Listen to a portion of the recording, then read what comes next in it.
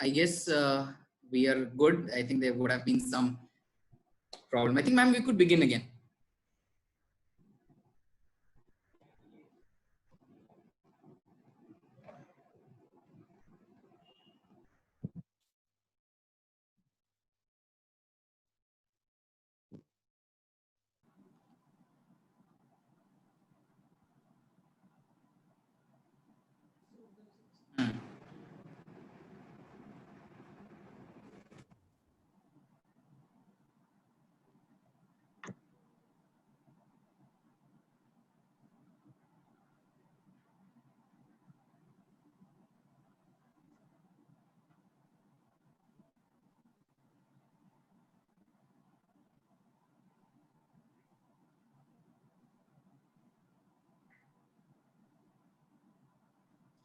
You required to give ma'am.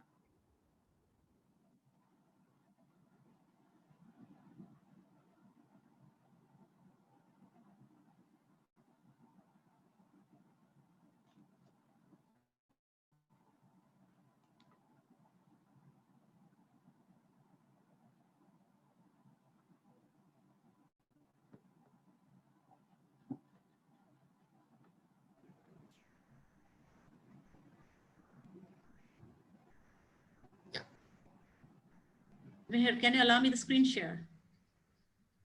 Yeah, you already made the host now. Okay.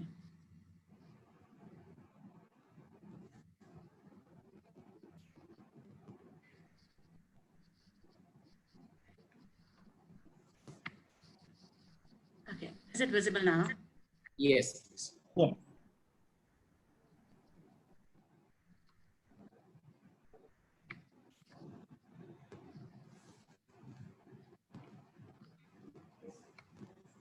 Okay, so I was talking about government's initiative in introducing skill-based courses in industrial training institutes of across country, as well as the state where I belong, Rajasthan. And there they were asked to, the government was asked to take proactive steps to encourage students to take admission into these skill-based courses so that they do get better job opportunities and their future becomes focused. Now coming to English,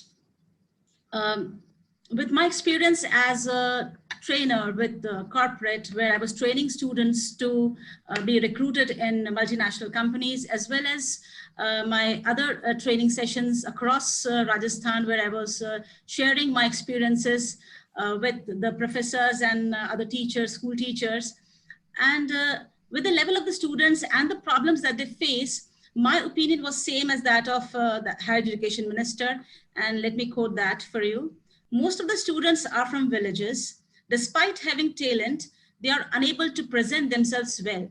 We are making them well versed in English so that they do not lag behind in jobs. So that is the opinion of higher education minister. And for that, in our college also, two apps were introduced for the students. One was Hello app, which was downloaded by students in their Androids, and students were practicing these English language skills through that. And the second app was Busu app, which was from McGraw-Hill, and students were given 3 months free subscription so that they are able to learn any foreign language. And sorry to interrupt. To make them multilingual. Ma'am, sorry to interrupt. Can you give permission to few more people who want to enter the conference? Okay, sure. Since you're the host, sorry to interrupt. You could continue after this. It's okay.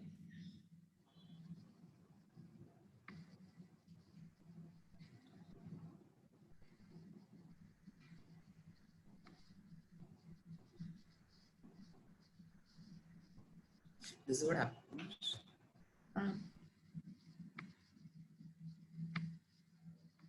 Is it okay?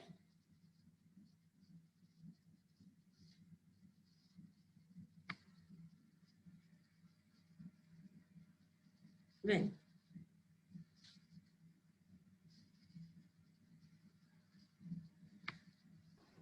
so I was saying that these two apps students were using in college About the monitoring, I'm going to talk about that later, that how far it was monitored by the government. But yeah, there were some initiatives, and they were trying, there was the efforts from government side that students, they become multilingual, or they choose some other foreign language, where students did show the interest towards Mandarin, but because it's a very complex language, so they were choosing Spanish and French for that. And that was all because that was these are the languages which are spoken by more people across the globe. So that was this. Why is it not? I'm not able to skip slide. Mihir, I'm not able to skip slide. F5, just F5, and just press the cursor down. Just press the arrow down. Probably move, yes. Okay. Yeah. Okay. When we say think globally, act locally, so all these effort of government was to enable or make these local level, at the local level, students well versed in some skills so that they are fit for global needs. And talking about the irreversible global and virtual globalization, we know that globalization has happened and it cannot be reversed because a lot of trade sharing is there across borders. And some of the countries think that perhaps being self-dependent and self-sufficient is the key to it. And sorry, there are a lot of other things cropping up. To be a host is difficult. So there are some countries who resist globalization, but this economic globalization has happened and it cannot be reversed. And same is with virtual globalization, because there's so much of data sharing and so much of information which is carried across borders. So this has happened. And in all this process, we find that English has emerged as a very important language because it's a language of commerce, computers, technology, media, entertainment, tourism, diplomacy, international music, language, and so on and so forth. And there are about 1.2 billion speakers of this language. And the Mandarin, it is same, but this is the language which is an official language of many countries. So there's an importance for this language. And so the efforts become very important, that the students get well versed in the skills which is of this language, and they can go for job across borders. And for this, there are many platforms like TOEFL, IELTS, Cambridge, and Relo. They aim at increasing English influence and revenue. A lot of revenue is generated because this is also the language of immigration. And if you want to take admission into any of those foreign universities or work outside, you need to clear a particular benchmark of proficiency in English. So this also makes it quite influential, and it generates revenue. Okay. Potential of English in economic development. When we connect these two things, English and economic development, this is quite clear that language people speak or do not speak, it determines their access to resources and capability development. We see that the language which people speak less, you get very less resources from that. And English, you can say the higher education, books, or other things. And even as a link language to other countries, English naturally opens access to a lot of resources, and which the knowing of this language naturally increases the capability. So that's why it has that potential. And this can be a dream. The 3 points that I've written down over here, this is a dream or a belief of people around here in our country or in our state, that English is very important as it triggers out poverty, and it is a language which gives you greater privileges and social opportunities, and it's the root of achieving status in life. So knowing English, people think that it is going to open up routes for jobs, and obviously that's going to give them a route to achieving some sort of a status. And when I say status here, I mean financial status in life, or towards which people are attracted to. And this has led to opening of a lot of English medium schools throughout country and in our state also.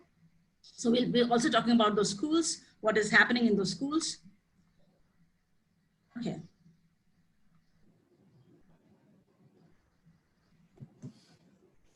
Negotiating English language barriers in India. Now, with this, a lot of efforts are being done to somehow master the skills in this language, and people are taking all sorts of steps to inculcate these skills in their children. The first thing is parental support for teaching of English. A lot of parents want that their children should start speaking English right from the time when they start speaking any language. And the parents who are able to speak English, they start speaking to their children in this language right from the time when they are a kid, because they think that that's going to help them learn this language naturally. And the parents who are not able to speak in English, they send their children to private tuitions, coachings, and they provide them with additional books. Even they want their children to socialize in English. What we have seen is that they want their children to make friends with those people who are, with those kids who are able to speak in English. And they want that they should get their child admitted to those schools which are so-called English medium schools. And even in schools and colleges, there are separate programs in English where you have English debate competition, English speeches and extemporaries and essay writings. So all these things are done to promote this language among students. And here there is something very interesting. There are high cost and low cost English medium schools in our country. I can say, I'm talking about from the state of Rajasthan, that people who are able to afford more, who are able to pay high fees, they are able to get their students admitted into high cost English medium schools. And that means that these schools are going to give students more opportunity, are going to make them more fluent in English.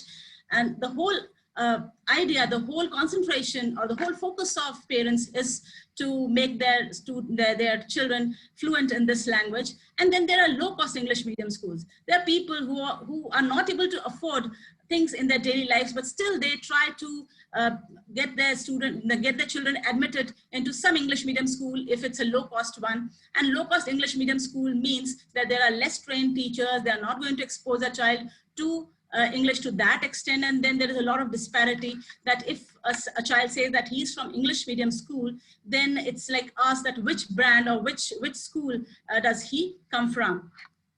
So there is a disparity over here because you see that in high cost schools, they don't allow mother tongue in classroom interactions.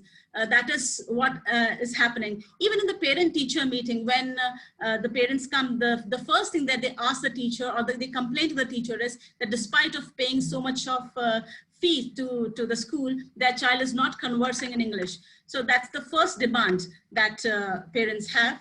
And there are textbooks in English. So schools, whichever subject the child might be reading, these schools, they introduce textbooks which are in English so that there is an exposure to this language.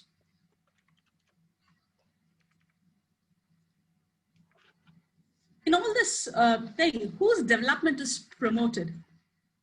Who is benefited by it and how? Sorry, I just got it scrolled. Yeah.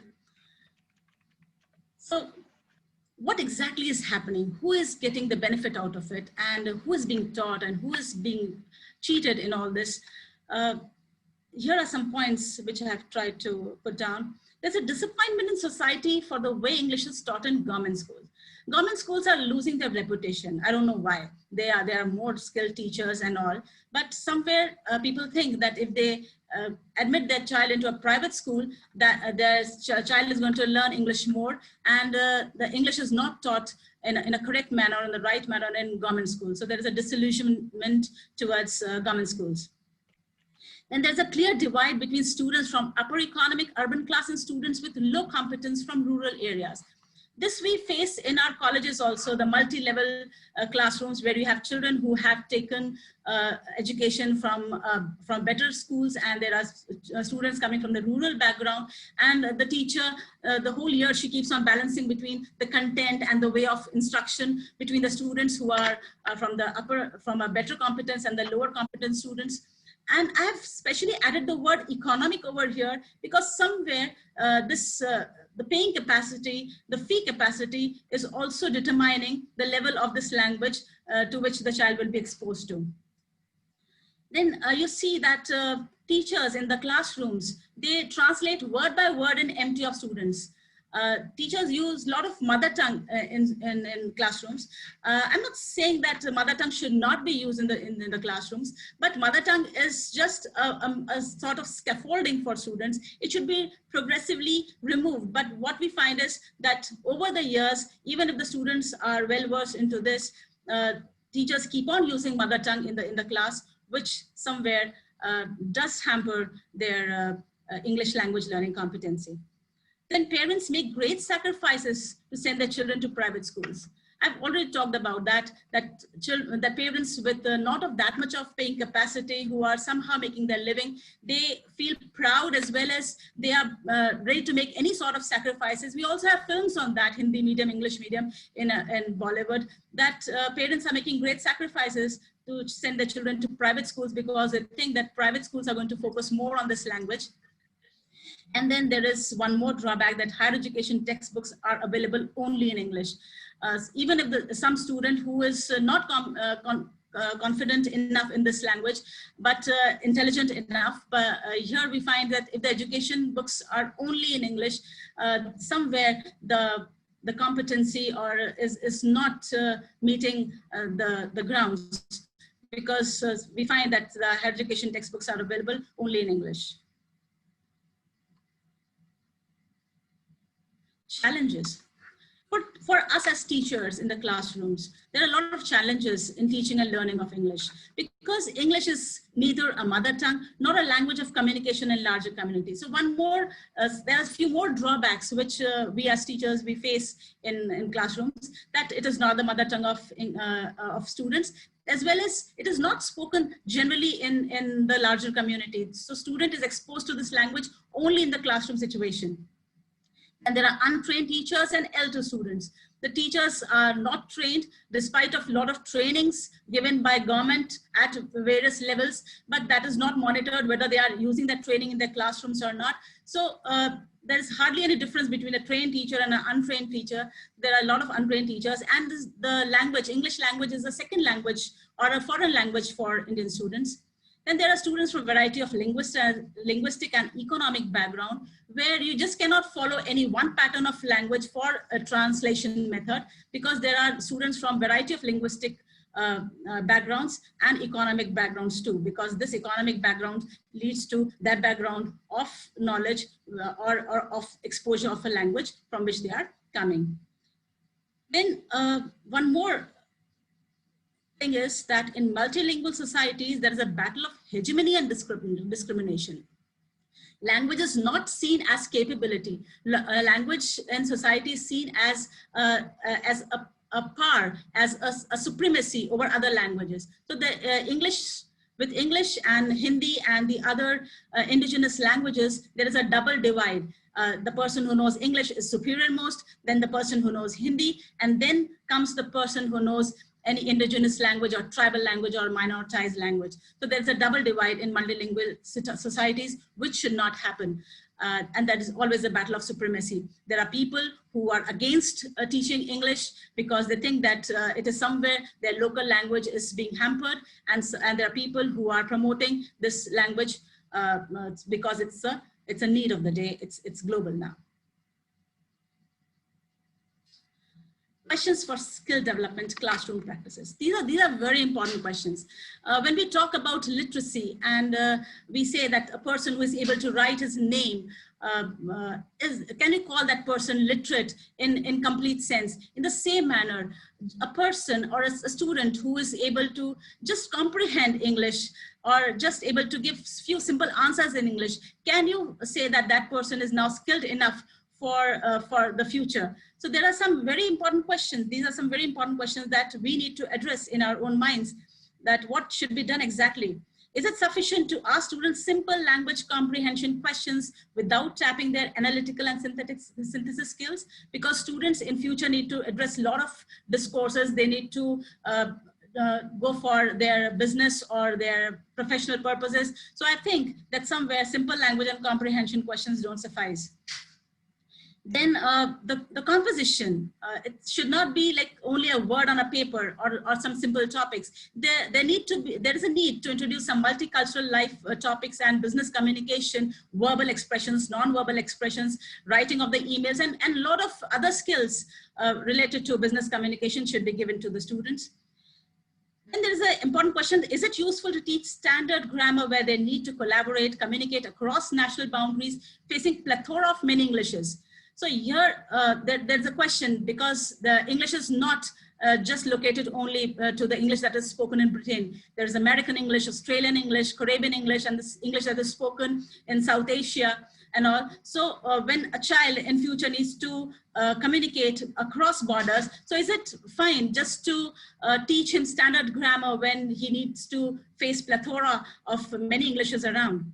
And then how can we develop in them critical thinking and communication skills to help them make thoughtful decisions and solve global problems? This is a very important aspect, to develop critical thinking in students, because they need to solve many problems in their business or in their jobs, and then they need to take very thoughtful decisions. So here it's very important to develop those cognitive and metacognitive skills in students, where they are able to analyze, where they're able to synthesize, where they are able to put their whole knowledge together, and then they are able to make some thoughtful decisions. So just teaching them basic grammar, because whenever it happens that anyone wants to improve English, what parents do is that they send their kids to a grammar school, and they think that one day when they're going to be well versed with the grammatical structures, maybe that day they'll be able to speak English or they'll be fluent in this language. So here, to develop critical thinking is very important, and teachers need to be very innovative. They need to be quite new in their approaches, so that they are able to deal with all these things, and this will be a real learning of this language, or real practicing this or mastering this language. Directions. I think I've taken a lot of time. I won't take much. So there is expectation of, and then there is the level of children's proficiency. Here I've tried to bring in a very tidbit forms some things that can be done, so that this gap of parents' expectations and child proficiency is done. I'll just read them out. Empathetic teachers for slow learners. We have all sorts of learners in the class. We should not focus just on hand raising and becoming satisfied that all my students have learned. Rather, teachers should be empathetic and should focus on every student, because it's something which is not one size fits all. It's tailor-made, absolutely. So use of MT for gradual transition into English language learning environment. I've already talked about it. Sufficient reading material. Then students' perspective, how they learn a language. Not all students learn alike, so teacher must know that how they learn a language, kinesthetically, or some are good listeners and some are good readers. So English language classroom should be used for focused skill development. This should happen as a necessary, that it should be a place where the focus should not be just on grammar. It should be on all the skill developments, including soft skills. Then body language needs to be taught and mastered. It's not just verbal things, but also non-verbal things that need to be practiced. And language proficiency must be valued as a capability, whether it's L1 or L2, instead of any superiority of a language. It should be taken as a capability. Training and then its application in classroom should be monitored. As I told, that there are a lot of things are introduced by government, but they are not monitored till the end. So it's just executing something and not monitoring it till the end. It should be prevented. Rather, it should be monitored till the end. Then gather critical insights for teachers from all over the country. Teachers should, voices should be heard. And there should be a sort of gathering of insights from all over the country, what exactly is needed in their classrooms, and then the decisions or policies should be made. Time of inclusive globalization with regard to local languages. All the languages should be given importance. And then colonial to familiar texts. Just the text that students are following, that should have that local element, that should have that familiar or native element included in that. And English is not a fashion, but a factual necessity. Instead of just taking it something which is superior or something which is very fashionable, I think that it is a factual necessity of time. And summing up to its importance, I would say that students need to be trained into the flexible use of vast list of discourses than simply drill-oriented grammar lessons. Students need to be practiced into, like, because in their conversations, they sometimes describe, they narrate, they argue, and they switch over from one discourse to another very quickly. So this needs to be practiced instead of just giving them grammar lessons. And multilingualism is something which should grow. And if it does not happen, half of the other language of the world will be extinct. And then we should not consider English as something which is coming from the imperialists, or it is imposed upon us. There is a progressive internalization and significance of this language. Therefore, this English needs uncritical acceptance in society. Instead of criticizing it, let's look at its importance and its value and work accordingly. So that was my presentation. I tried to make it as fast as possible. And this is fun. And this is not an advertisement, but it is the necessity of the day. Thank you. Thank you so much. Thank you so much. In fact, I second exactly what you just put across. Wherein language is something that is really very important. You know, unfortunately, I'm not going to say English is very important, but it's a global language. And I think this is one language that is going to make us go places. At least basics of communication, basics of soft skills, basics of how do we really introduce ourselves, put our matter across. I think if we are able to develop our skill sets in this matter, and in this manner, I think it will be better for us to probably present ourselves. Well, yes, I totally agree. And I would like to probably, give you a thumbs up for this, Dr. Sonu, because I also am a great advocate as far as English is concerned, because I am a soft skill trainer. I deal with business communication, and I know how important this language ultimately is globally. So thank you so much for such a wonderful presentation. And I'm sure the ones who have attended, young researchers, young scholars, this is a very important skill set that you require to develop. And I'm sure ma'am has covered it up. Read papers, read articles, see a lot of YouTube videos. Technology is with you. It fails you sometimes, but that's okay. That's man-made. Even coronavirus is man-made. If we can come over that, even something like this is, we can sail through. So, well, yes, thank you so much, ma'am. And I would request you to please give the hosting pass to Dr. Sharma. And next in line for the presentation, I invite Dr. Gary Blair, who is our principal lecturer. Thank you so much. Thank you, ma'am. That was great. I welcome Dr. Blair, Principal Lecturer, Operations, Technology, Events and Hospitality Management Business School, All Saints Campus, Manchester Metropolitan University. He has been associated with us for a couple of years, and he's been delivering excellent keynote addresses in events such as London. And just last week or 15 days before, I think we met virtually. We had a conference in Philippines, and there was a lot to take back from Dr. Blair. So I hand over the permission and the presentation rights to Dr. Blair, and you could probably take it ahead. Thank you, sir. Ma'am, can you please make it? Did you make it? Yeah, I made you the host, Hardev. Yes, ma'am. Dr. If you could just allow everyone else also to attend, the ones who are in waiting list.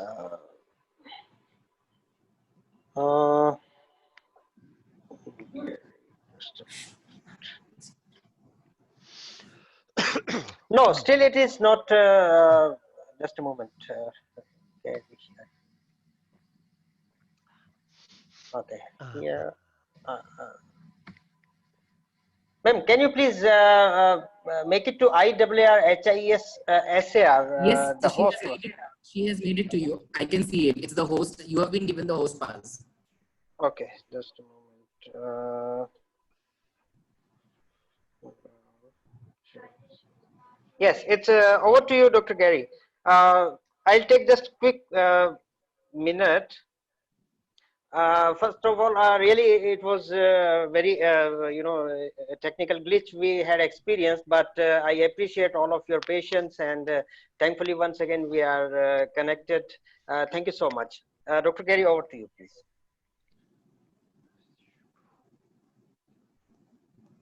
Whoa.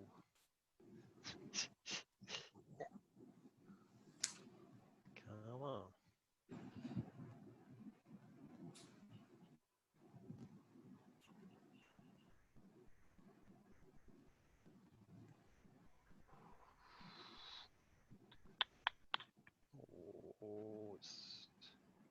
There we go. You see my screen now? Everybody okay? Hear me? Yes, sir. Yes.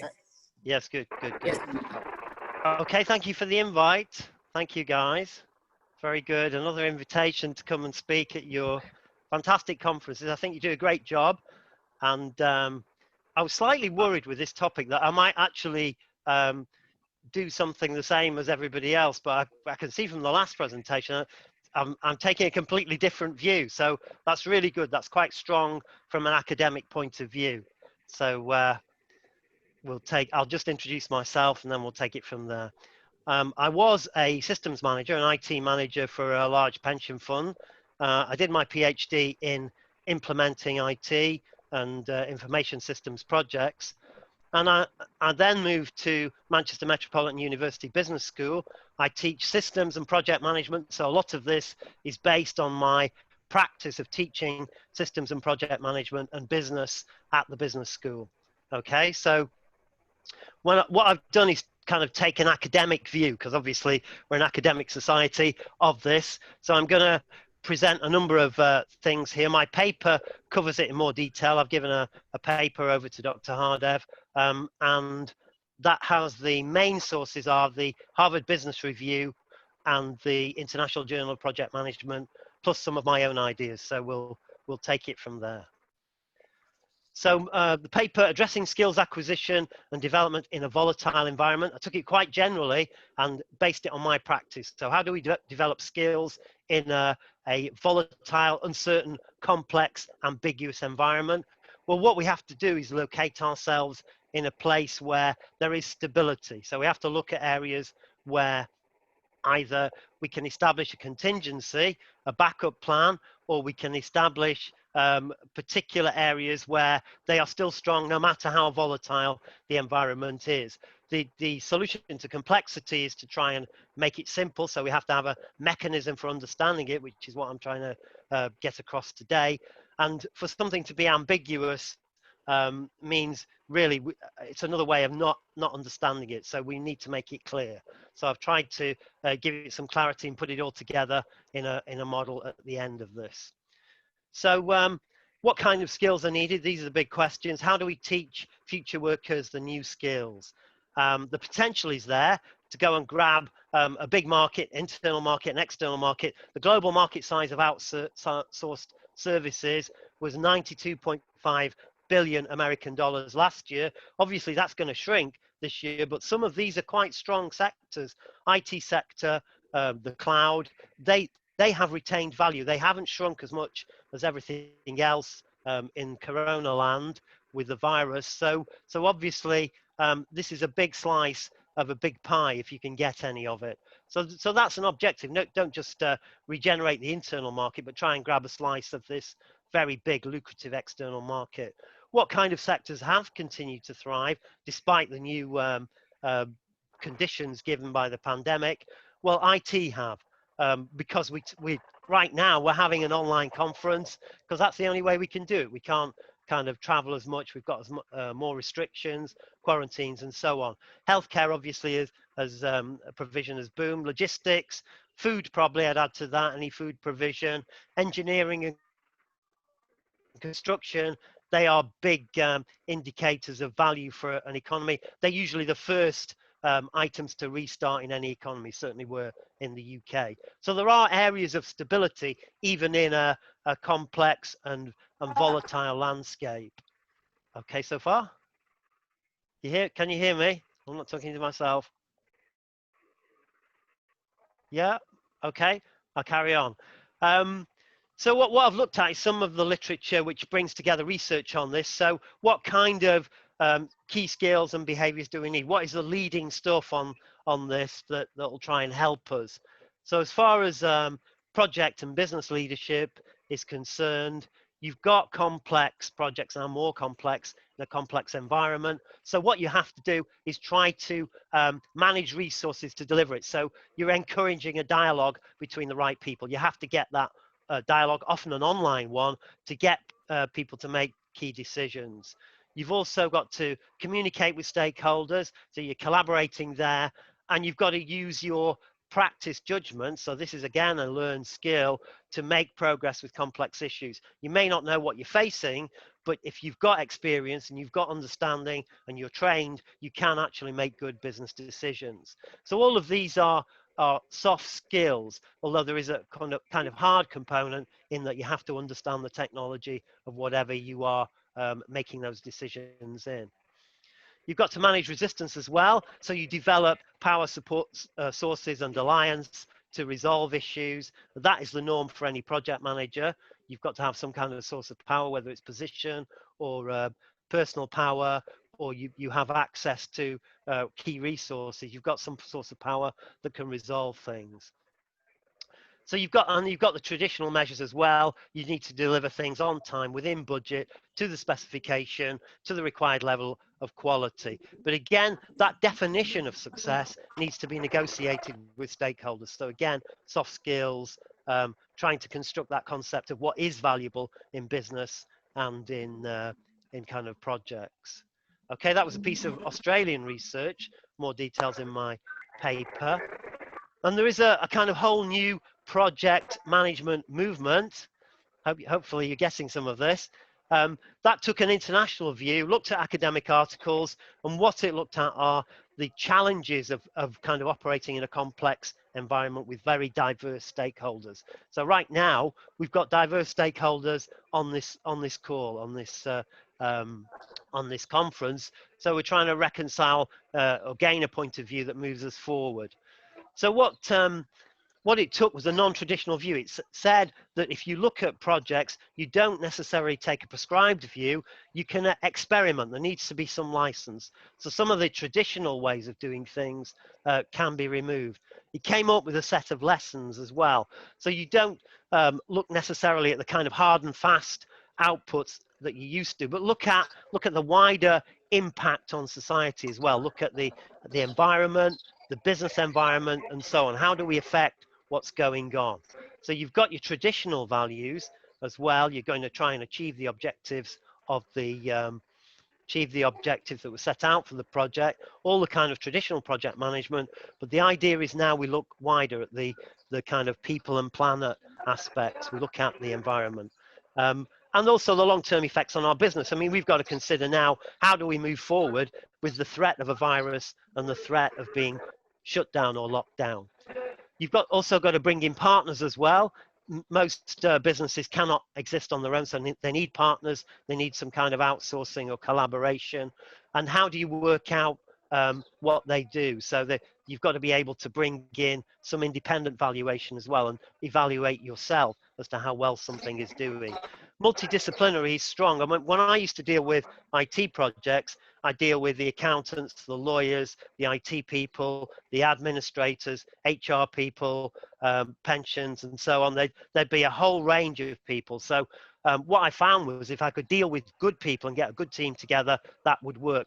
Again, these are soft skills. These are things you can't necessarily learn in a classroom, but you can maybe learn to understand them and appreciate them in a classroom or virtual classroom.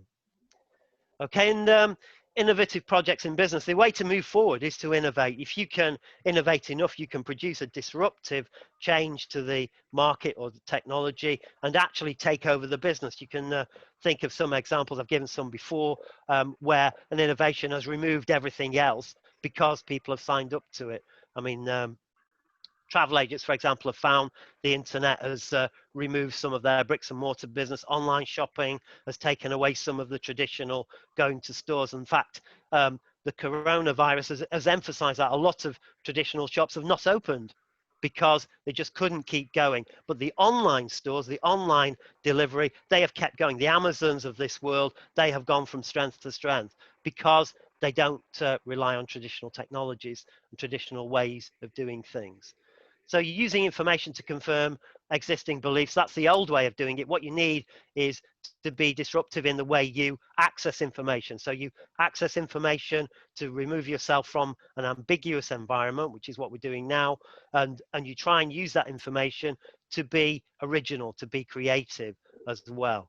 And some of the tactics from this this example, Harvard Business Review, was use an bolt of lightning there, just to kind of wake everybody up and say, you should think in a kind of innovative way, that you'd use some kind of mental time travel, if you like. You try and imagine what the future would be. You try and envisage something that isn't there to achieve it. And using examples from other areas of business is good. And the other is stripping back and going back to first principles in terms of what you deliver, and look at different uses from other areas. So what you're trying to avoid is a bias towards current thinking and knowledge. Give you an example of this.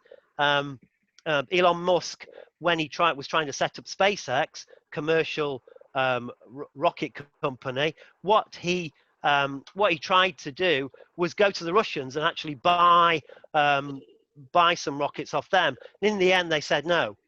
So then he was kind of faced with, well, perhaps the idea's no good. So he said, hang on, how do we build a rocket? So he kind of went from, let's buy something that's always been state sponsored because it's so expensive, to let's go back and see if I can make the parts and make a rocket. And that's what they did. They went back to first principles, worked out how they could get stuff, and built rockets, which they now, can now do their own kind of commercial launches and rent to NASA and so on. So you've from a kind of no one's ever done it before to an idea, that leap was taken. Okay. Ooh, stop moving. Let's go. Oh, so what you've got a contrast between skills. Hard skills are technical skills. You can go in a classroom, you can learn these very definitely. You can learn how to plan, you can learn how to be an accountant, you can learn business, get a degree, and so on. The soft skills, so that's very defined. You're getting a certificate, you're getting a level of attainment, you can create some artifact like a plan, like a piece of technology, like a chemistry lesson or whatever. You can create something that is very defined. Soft skills are more people-centered, so they are more contextual. What they are how do you negotiate, maybe? How do you manage a project? How do you negotiate a contract? You might know how to do the legal side, but to get a contract in force, you've got to go to different stakeholders and reconcile their needs and get them to sign up. So that is very much a soft skill, and that is adaptive or experiential. It can be taught in the sense of you can simulate it. I try and do that with some of my classes because I get teams to work together to achieve objectives. But what you can't replicate is that context in business, because what you're developing is a very contextual skill. So you go into a business, you go into a firm, and you get to know how it works. Then you can understand it better. Who are the key players? How do I deal with them? What are the kind of key technologies and systems here? So you need to apply that. So soft skills are often contextual, often need to be learned. So the kind of apprentice model or internship model is a good one there, where you're learning the environment. Okay.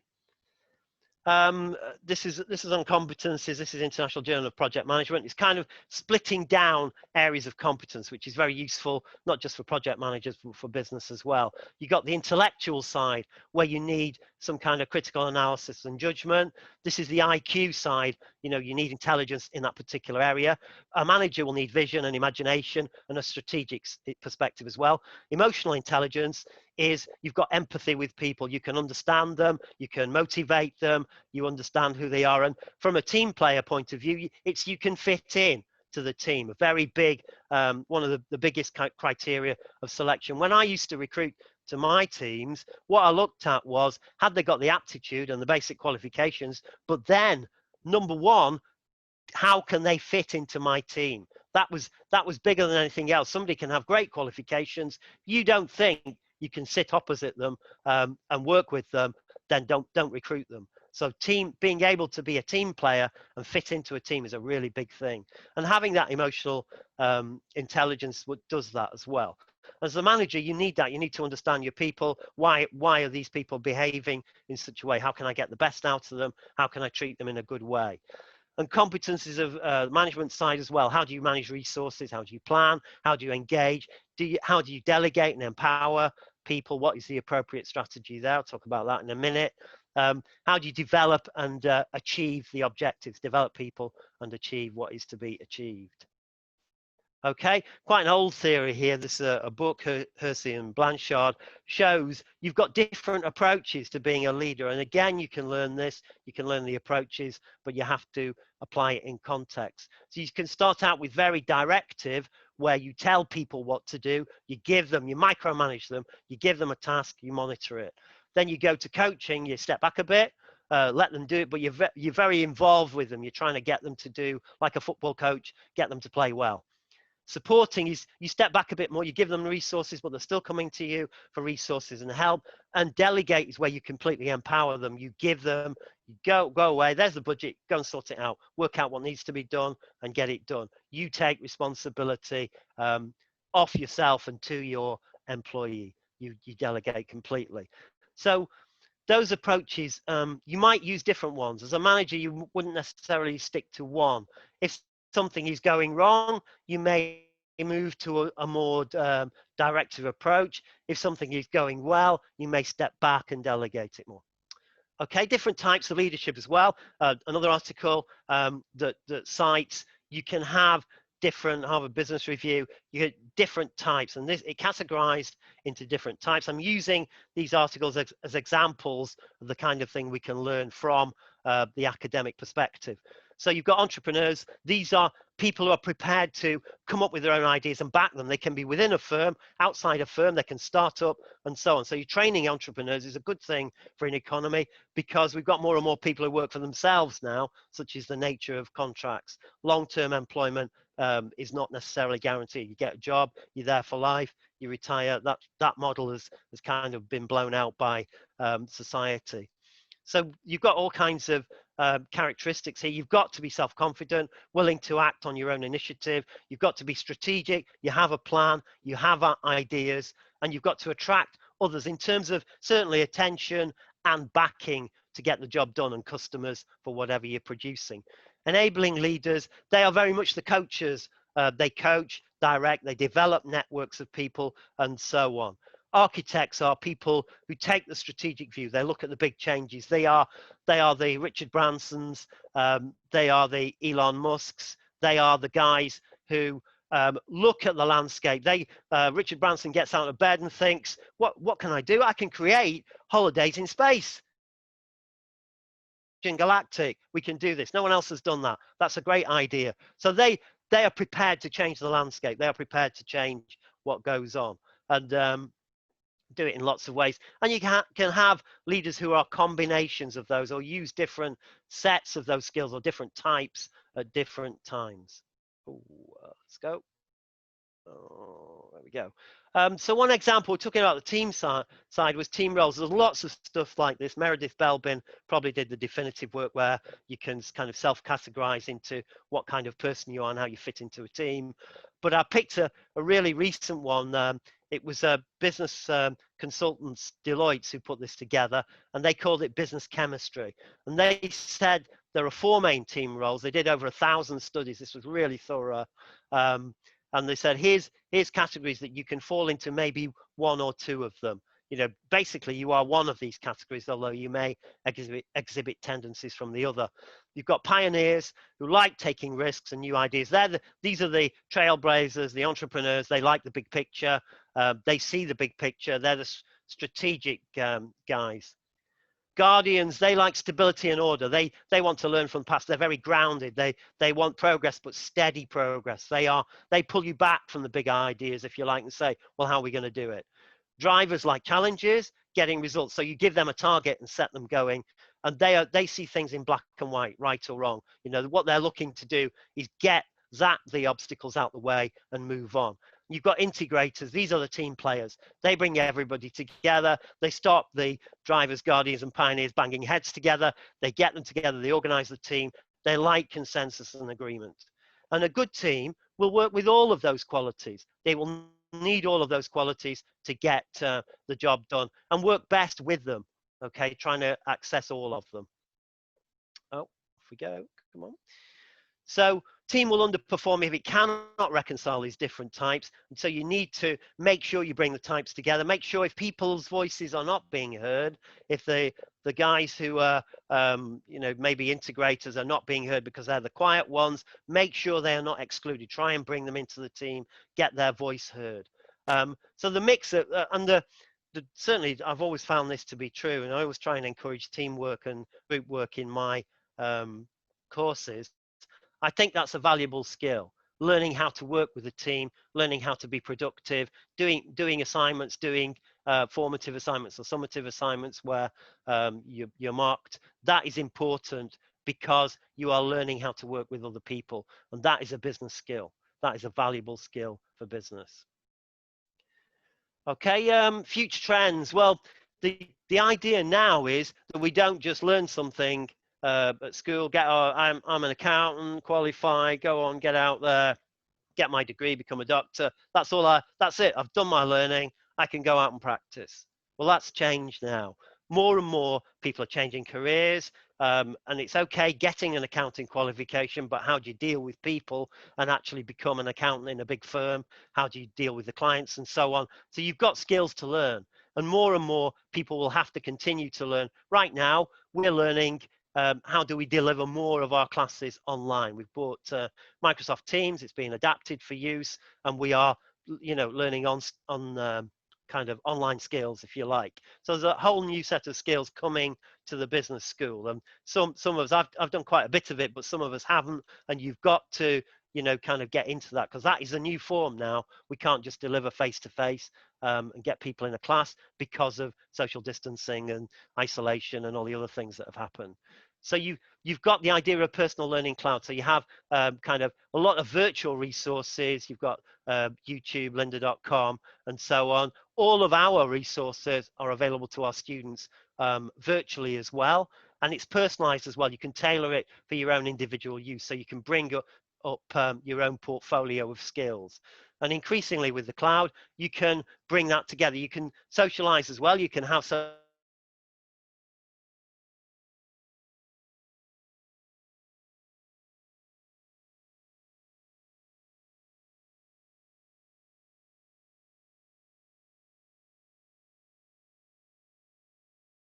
authenticated. So you've got links to all the qualifications and bodies you've got.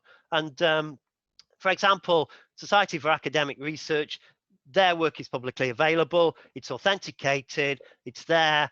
You can access it. I've written a number of pieces for you. If anyone wants it, they can access through my links straight to your website, and there it is. It's authentic that I've worked for you, and the kind of the statements are there, the papers are there. So you've got that level of kind of different level of thinking, that you can have online learning, you can have it as a portfolio, you can have it as a kind of authenticated way of actually accessing this validation of what you've done. Okay, so what about levels of progression? Now, I think this is really interesting, because again, I teach this stuff to the masters students. My teaching, by the way, spans foundation year, where they come in and try and are doing a kind of access year to get onto the degree, right up to master's level. I'm on a PhD supervisory team, and I teach the apprentices as well, who come in on day release. So I teach a range, and it's good to kind of understand that from when you know, from that teaching point of view, is what works at different levels and what is kind of common. And one of the things which is interesting is to see how people decide what levels they are. Novice, for example, again, this is a piece of work from International Journal of Project Management. They use rule-based solutions. They need a set of rules to do anything. They need to understand the system, to understand how to work. They have to have a set of rules. Advanced beginner use trial and error. I know what works, I know what doesn't work, and I keep making mistakes and learning from that. Competent person can prioritize procedures, so they know how to make decisions and what order they should be made. They've got a kind of mental list or physical list of what kind of instructions they need to go through to actually make something work. Proficient, understand the context. They can reflect on working it. They're more experienced. They understand the business they work in. They can reflect and analyze the situation, come up with a good solution. An expert, they understand it so well that it's almost intuitive. They go straight from here's the problem to the solution without even touching the floor. Their experience is such that they know the solution without even reflecting on it, because they've worked at it so long, they understand. Now, the interesting thing is that depending on what you are doing, you might be at any of those stages. So somebody who's an expert in one area might be a novice in another. And that's the beauty of understanding a portfolio of skills. You might have to go back to being a novice, but go back to learning in other areas. As long as you understand what areas you're an expert in and what areas you are less an expert in, I think that is important. And you can evidence it as well. So that's quite a useful model.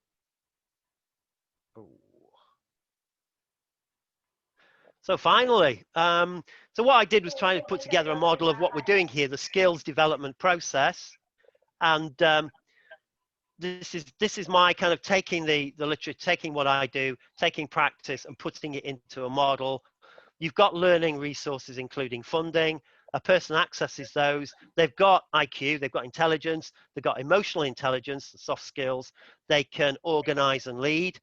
They've got teaching and learning, access to teaching and learning, online, for example, practice-based. They understand technical side, system side, and team as well. So these are kind of options you can have. And kind of, what I've done is put in the kind of recommended way forward, if you like. They have skills as well. They've got standards. They've got, I'll just move this over a little bit. They've got recognized qualifications as well. You need a recognized awarding body. You need to know that if somebody has got a qualification, they haven't just nicked it off the internet or taken it from somewhere. It has an awarding body who say that you are who you are. You are a qualified accountant. Who you qualified with? You have a PhD. Where's it with? Who's awarded it? So you have to have that validity and that trail as well.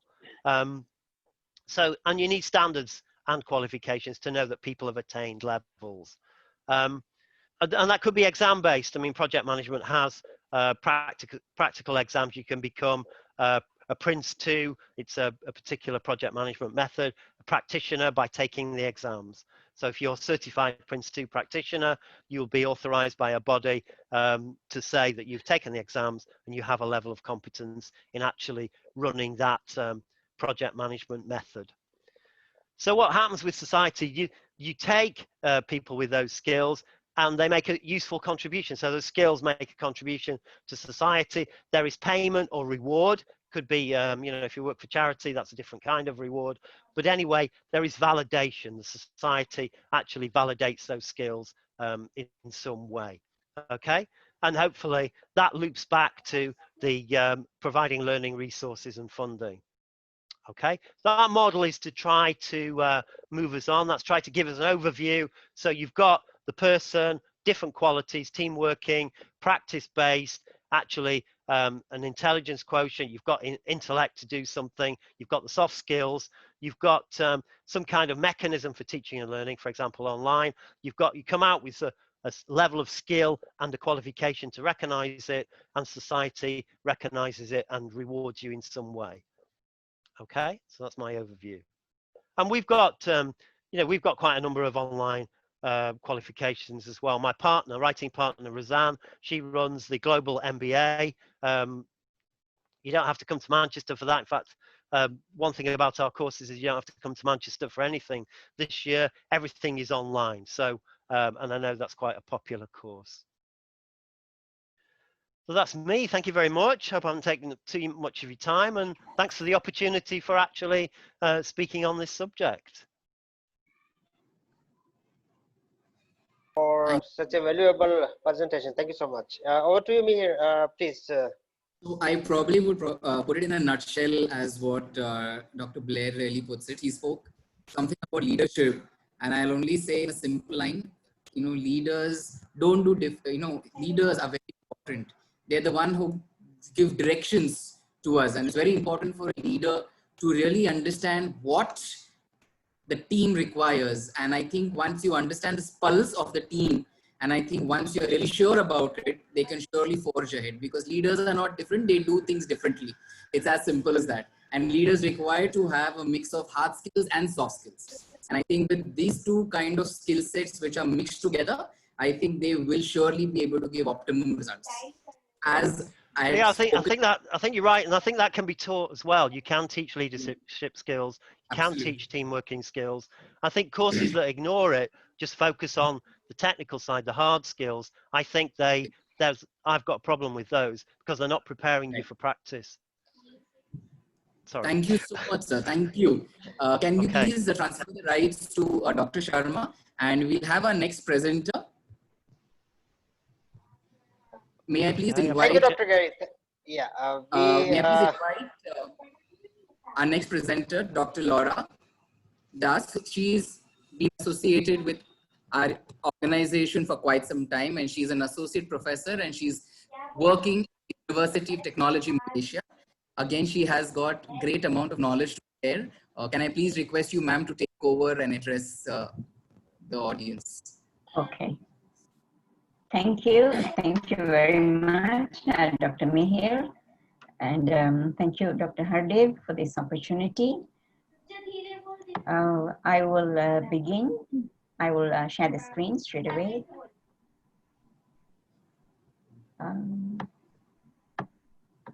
Okay.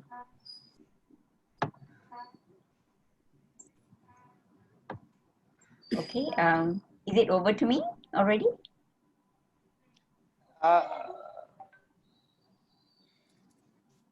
Yes, Dr. Gary, can you please confirm if it has been, because cannot connect to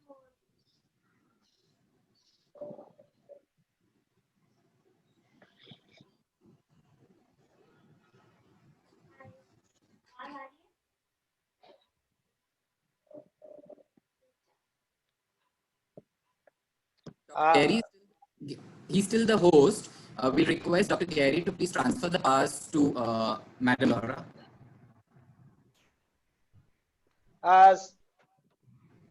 sir, simply click on those three blue buttons, and you can see there an option, make the host.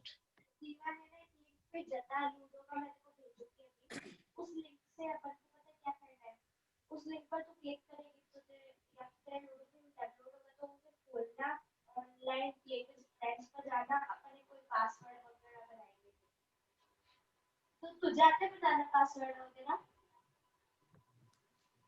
मेरे को नहीं आता तू कर देना काट मत ऐसे कर देना. Yeah, should have gone back to you. I stopped being the host, so I didn't actually give it anyone. So it should go back to whoever was the original host.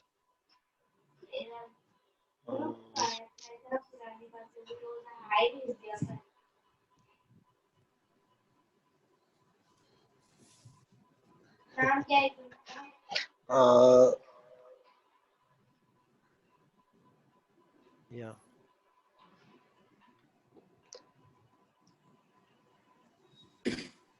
No, sir. Still, it is showing you are the host. Can you please click on Dr. Laura Das ma'am's name, and there you can see an option. I've got it. It's okay. Yeah, got it. Okay. No worries. Hold on. Okay. Yeah. Thank you so much. Dr. Laura, you're the host now, so probably you can take over. Okay. Thank you, Dr. Gary, Dr. Hardik, and Dr. Mir. I will begin my presentation. Can you see my screen? Yes, ma'am. No, not yet. Screen is not visible yet.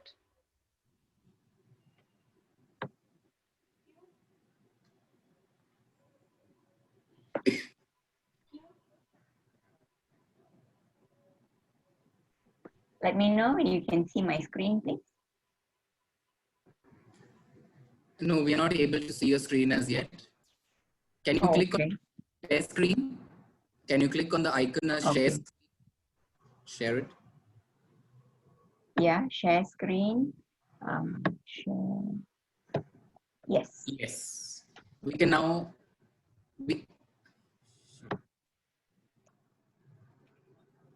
Yes. Okay.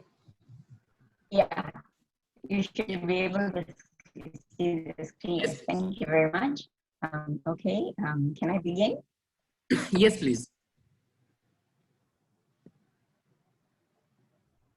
Okay, right. The topic that I'll be talking about is the skill building in the VUCA world. I'm an English lecturer, so my topic will also be geared towards communication. I'll give a communication angle to my talk. Okay, this is the VUCA definition, just in case some of you have not heard about it. All right, this definition VUCA was introduced by the US Army War College from the end of the Cold War. And more frequent use and discussion of the term VUCA began from 2002, and this term began to be used in businesses and in education in general. It often relates to how people view the conditions under which they make decisions, plan forward, manage risks, foster change, and solve problems.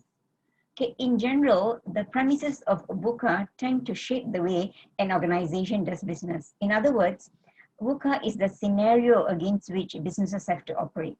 It is like a warlike situation where things are volatile, uncertain, complex, ambiguous. Yeah? And against this backdrop, businesses have to operate, have to thread if they are to survive. So a futurist called Jen Leonhard puts forward two important steps in threading in a VUCA environment. He says, flip it, flip the VUCA. Vision encounters volatility. He says, give employees a clear focus. This will give them the opportunity to react quickly to change if they know they have a clear focus of where the organization, what the organization is doing, where the organization is heading, or is it heading in the right direction? All right, that will enable them to react quickly if they know, if they have a vision. Understanding encounters uncertainty. Employees need to know who their competitors are, what's new in the industry, and they will be able to take advantage of new opportunities. They have to be educated on this. The organization has to ensure that the employees understand the business they're in. Clarity counters complexity. It has to be communicated clearly to the employees. Teamwork and collaboration needs to be promoted. They need to be given clear direction, and they need to be encouraged to solve problems together rather than individually. Agility counters ambiguity. Employees need to learn to adapt during uncertain times. They need to be encouraged. Employees need to be encouraged to learn new skills, and creativity needs to be encouraged in organizations. These are the 4 steps Leonhard says that could flip the VUCA world, the situation that is faced by organizations.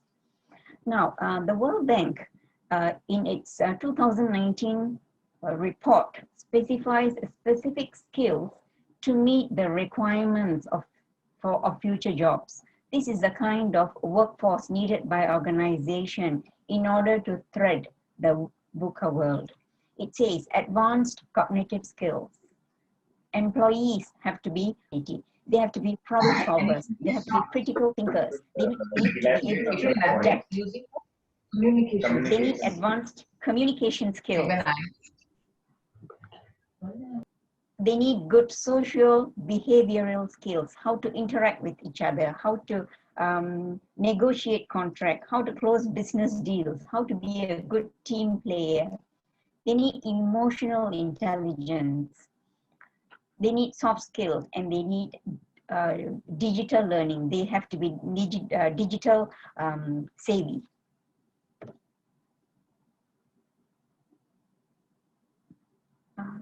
Is there somebody seeking admission? Dr. Mir, is there someone seeking admission?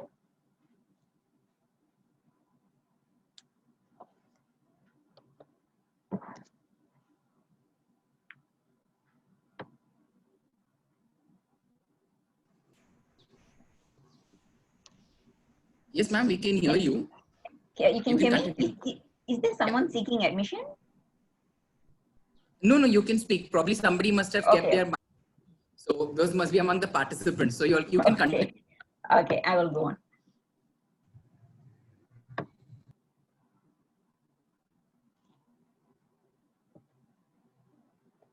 Okay. The World Bank urges governments to act in this manner. One, to invest in human capital. The World Bank suggests this is very important, especially in early childhood development. Higher order cognitive and social behavioral skills in addition to foundational skills.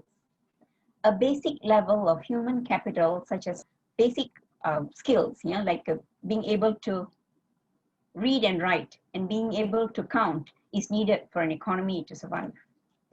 The growing role of technology in life and business means all types of jobs, including those that required low skills, require advanced cognitive skills. So a workforce that is and that has got high cognitive skills, has to be developed. There are two people. All right. Okay. The role of human capital is also enhanced by the rising demand for social behavioral skills. We have jobs that rely on interpersonal interaction more now, acquired in one's early years and shaped throughout one's lifetime. It is actually this interpersonal skills, that are acquired early in one's life and shaped throughout the lifetime. This becomes important now, in the organization. It becomes an important skill for the workforce to have. It is talking about simply the ability to talk to one another. To prepare for changing nature of work, countries must boost investment in early childhood development. The most effective way is to build valuable skills. This is the most effective way to build valuable skills for future labor market. The labor force has to be groomed from early childhood. This is the observation of the World Bank in 2019. Technology changes demand for skills. When technology changes, new skills are in demand. Since 2001, share of employment in occupations in non-routine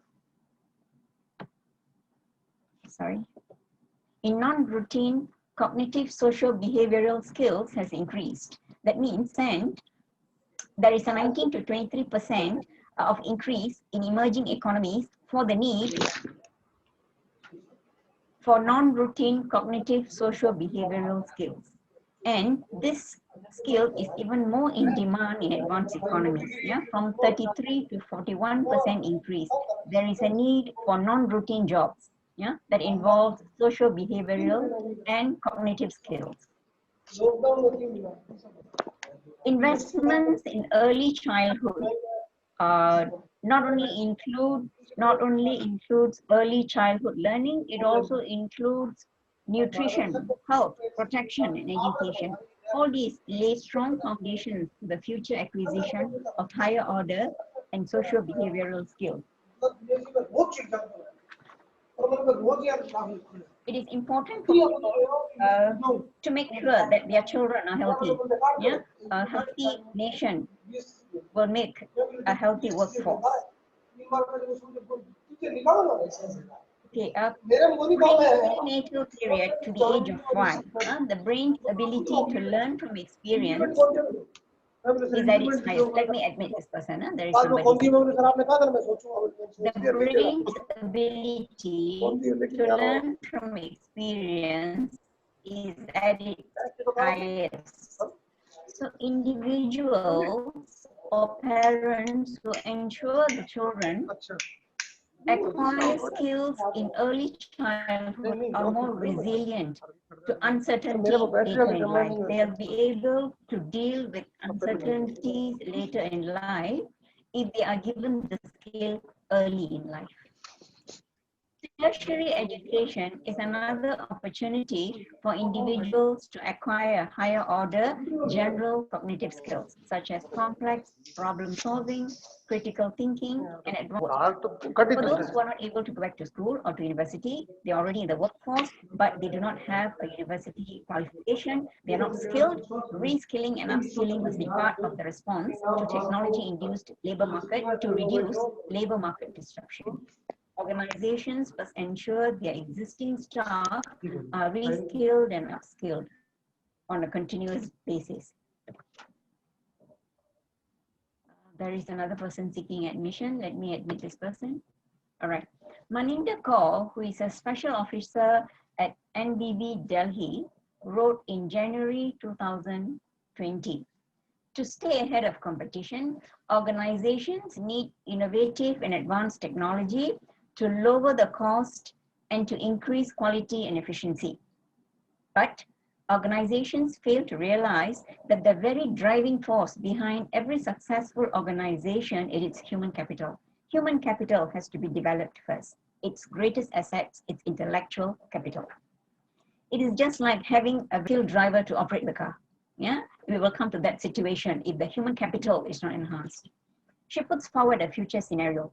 Many jobs of the future require a combination of technological innovation and advanced cognitive skills. Jobs that rely on interpersonal interaction will not be easily replaced by machines. Machines will not be able to replace all the jobs that human beings can do, especially those that involve interpersonal interaction, those that require high-level cognitive skills. Therefore, she suggests that corporate training is utmost important. It is important to design training modules to meet skill sets, to upgrade and invest in their skill sets to stay relevant in business. Try to reskill, upskill, and require higher order cognitive skills important to meeting the changes of the present world, to continue to attract people of very high caliber, to maintain competitive advantage. Training will be the next venue for employees to gain knowledge and innovative skills after school and university. This is very important in organizations, and she urges organizations to invest in training and upskilling. But unfortunately, she notes that such opportunities are relatively low. Organizations prefer to spend on latest technology, yeah? Thus, they overlook the unique asset they have in the form of human capital. They rather spend money on technology than on reskilling their workers. Okay, there is another person seeking admission. A CEO, Amit Agarwal of Nescom ITES, estimated that on average, India's average population will be below the age of 29 in 2020. This is a great advantage for the nation. But India is going to struggle to find skilled workers for the 230,000 jobs in the big data and artificial intelligence domain in the future. There are jobs, but there are no takers skilled enough, yeah, to handle the jobs. By 2021, this shortage is likely to increase to 780,000 vacant job posts. So she concludes by saying companies that engage early, yeah, in reskilling programs will be better able to tackle this skill shortage in the Indian market. What are the factors that cause a skill shortage in the Indian job market? My focus will be on English language communication skill. Just like in all,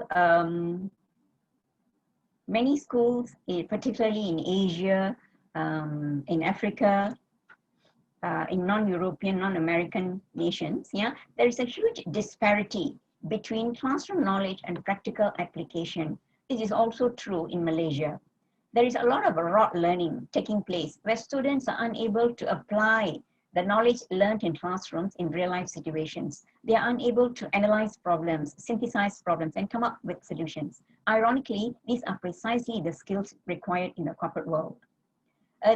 We are still, a lot of us in Asian countries, in our schools and universities, we still are unable to move away from the old school of teaching. Number two, education institutions do not meet the challenges of a global world. The workforce needs to be equipped with skills of international standards. Only then they will have the mobility, the job mobility, the geographical mobility. Yeah, they can work anywhere they want if they have the skills. A shortage of relevant skills. Fresh graduates do not have on-the-job skills. They are not readily employable. As soon as they graduate, they're not ready for the job market. Even professionals with experience, they are unable to keep themselves updated of the latest technology and business trends, especially in the IT industry. Yeah, with technology change, yeah, at its fastest. Lower female participation. Insufficient residential provision for female trainees at training centers. Insufficient social support for working women, and lack of coaching and mentoring in skills programs. There simply aren't enough female workers to fill the job market. Okay, another person seeking admission, welcome. How to overcome skills shortage? One is by raising the national standards of education. Two, offering accreditation to more educational institutions for national and international recognition. More recognition should be given. In Malaysia, for example, we had a situation where we had very few universities, say about 20 years ago. And the Malaysian government, realizing that there is a need for skilled workers, quickly resorted to giving accreditation to a lot of institutions that were colleges to university level. And there is a lot of collaboration now with international universities. There is a lot of mobility, student and lecturers mobility across universities in different parts of the world. So this helps to offer accreditation to our own existing educational institutions. Collaboration with developed nations. Malaysia is doing a lot of this. I'm sure India is also working on this. Yeah, there needs to be a continuous effort to collaborate with developed nations to raise skill standards and online courses. Online courses is the way to go now. Offer industry specific online courses for reskilling existing workforce. Promote the adoption of new technologies like blockchain technology. Yeah, India is good in this. Yeah, the Certif ID. It is basically a platform that links educational institutions, students, professionals, and employees on a global level. So job seekers or the workforce, can seek for employment anywhere in the world as long as they require, they fulfill the skill set required.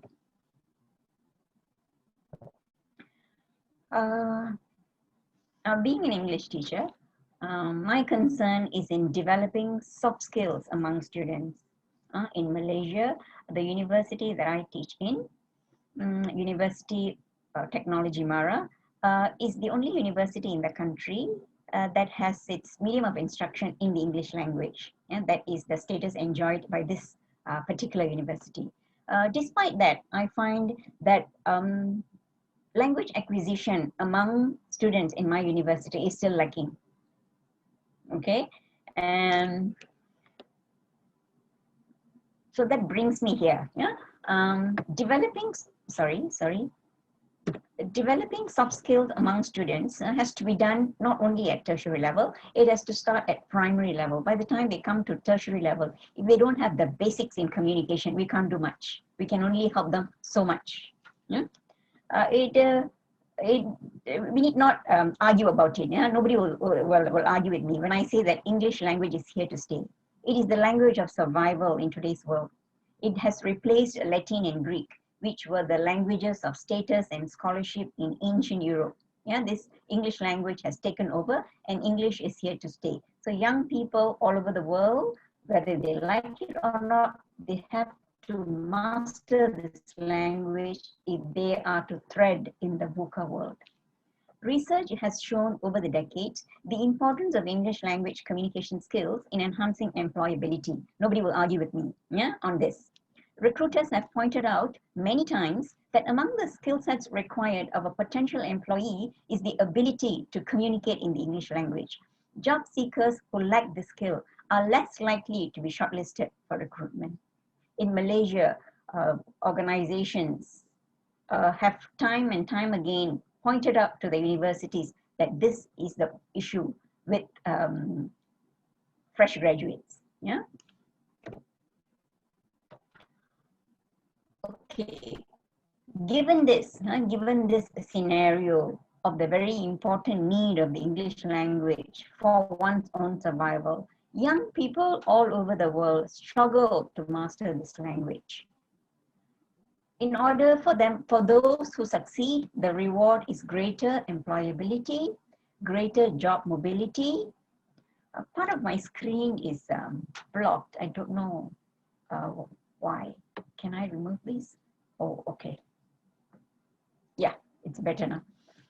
All right. So for those who succeed, the reward is greater employability, greater job mobility, and greater global opportunities for employment in multinational organizations.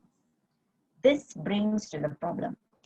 This is the major problem faced by countries where English is a second or foreign language. The problem is only a small percentage of school leavers or graduates have acquired the skill at the exit point of it. Statistics indicate that less than 5% of engineering graduates in India speak English. This is despite the fact that most universities teach engineering courses in the English language. Why is there such a problem? And who can help? Schools and higher learning institutions do have a major role to play in overcoming this problem in countries where English is a second or foreign language. Overcoming the disparity between classroom knowledge and practical application becomes necessary. Many countries around the world, in particular in Asia, have not fully broken away from the traditional teacher-centered education system. That brings me to the education systems in schools today. Yeah, although they are trying, they know that the school system that they have that is in place is no longer able to reach the goals desired. Yeah, they need to move away. But the how do I put it? Moving away from it takes time. Yeah, moving away from the traditional to a more dynamic education system takes time. Traditional education system with focus on rote learning creates learners who merely memorize facts to regurgitate in exams. This creates learners who are excellent at memorizing. Yeah, they can score very high marks. But when it comes to higher order thinking skills, like analyzing problematic situations, synthesizing them, coming up with solutions to overcome them, yeah, they fail miserably. These are precisely the skills needed in life. One more person seeking admission, welcome. Therefore, there is a need for a paradigm shift in learning to a more constructivist model. This is based on a research that I've done, and it's based on Harvard University's Project Zero study that began more than 50 years ago. And this study is called Project Zero, and it's looking at the way learners learn. And it's heavily based on this constructivist, Vygotsky's constructivist theory. The move from teacher-centered to student-centered pedagogical approaches is a trend in evidence in many countries. Yeah, this is a trend. Many advanced nations have freed themselves from the old school of teaching, but many of us are still in the process. This constructivist model very much informs this shift. In the curriculum and pedagogical traditions in many countries, including Malaysia, a teacher transmits information to students who passively listens and acquire facts. Yeah, in today's world, students cannot be passive learners. They got to be active learners. And that's where the change in the curriculum is required. Whereas in a transactional curriculum, students are actually constructivist approach requires learners with the opportunity to interact with the data and to construct their own world. In other words, the constructivist model is built on the premise that knowledge that is self-constructed is more meaningful to the learner than knowledge that is passed on to them by the teacher. Yeah, they got to construct their own knowledge.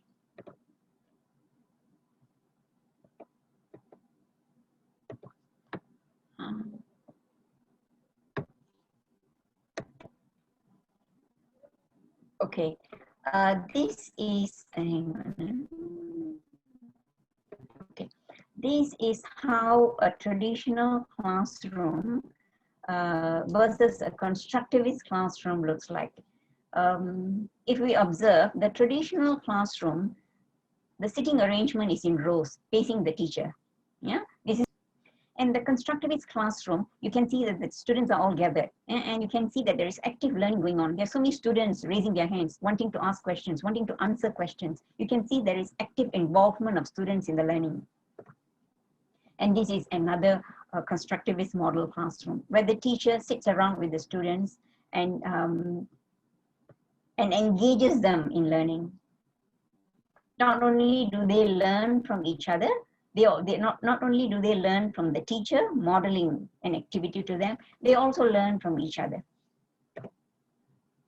A shift in learning approach provides learners opportunity to interact, to learn from each other. At the same time, they are learning language and communication skills. Yeah? Communication skills are at the very core of learning. They need to learn to communicate before they learn anything else. Vygotsky, 1978, proposed that in social interaction between an adult and child, scaffolding takes place. That means the child is learning, yeah, with the guidance provided by the adult. Storch adds that scaffolding also occurs when learners interact with each other, either in pairs or in groups, in a collaborative effort to resolve language-related problems. And these are the other researchers, yeah, who have talked about collaborative learning. Excuse me.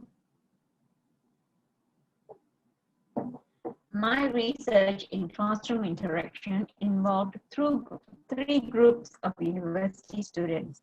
I found that students in all three groups preferred an interactive classroom approach where they were given the opportunity to interact in small groups. They found it interesting. They were happy to discuss classwork with peers, the boredom of doing classwork individually.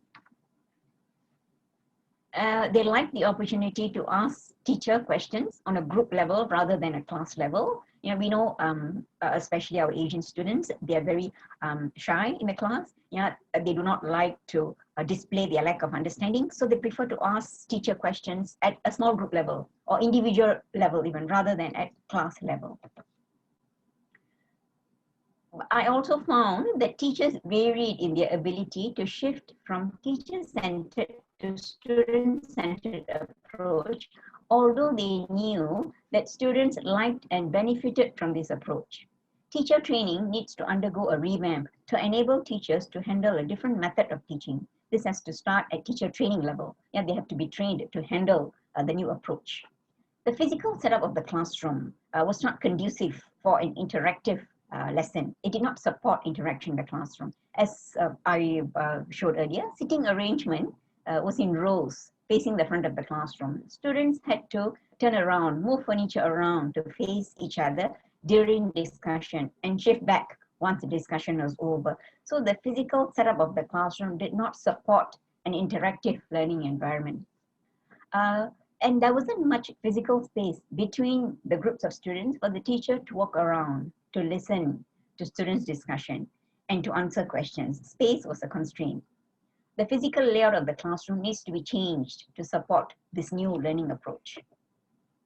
This is the kind of learning environment, the physical layout that will support interactive learning. The conclusion, there is a need for educational institutions to move away from a traditional classroom to a more dynamic one, where learners are involved in the learning process, where they are able to discuss, ask questions, present their work orally at group or class level, involve communication in order for them to acquire language. They acquire language not just by listening to the teacher, but by using the language with the teacher and with each other. They also need to be given an opportunity to interact with peers, with teachers and peers. Yeah, this is a dynamic learning environment where they need this opportunity to learn from teachers and peers. An environment where collaborative learning, where they are taught that collaborative learning has far greater benefits than individual learning. They need to be taught that when they learn collaboratively, they are able to achieve better results. They're able to solve more problems rather than trying to achieve it individually. Team effort rather than individual achievement needs to be promoted. This is in an effort to create a new breed of workforce that views skill and knowledge sharing not as a threat to individual progress, but rather as necessary for personal and community growth. With that, I thank you. Thank you. Thank you so much, ma'am, for having such a wonderful session. Well, indeed, you really covered one of the most important topics today, that's regarding to the VUCA world. And I'm really sure in case we utilize this pedagogy of learning, I'm sure we will be able to make a few changes in the system and in the entire ecosystem of education. Thank you so much, ma'am. Can you please hand over the powers to Dr. Sharma again? Yes, I will. Here, please make me here. Please make me here as the host, because he will be presenting now. Oh, Mihir. Okay, Dr. Mihir. Yeah.